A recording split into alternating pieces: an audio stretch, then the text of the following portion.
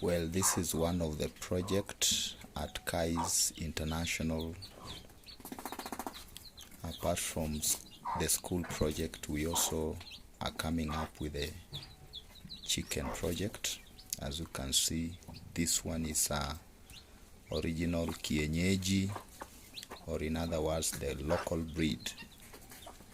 So this one has hatched these chicks today and yesterday.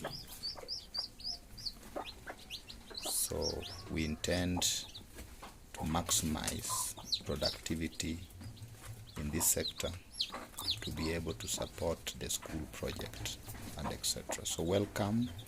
You can share and like our videos.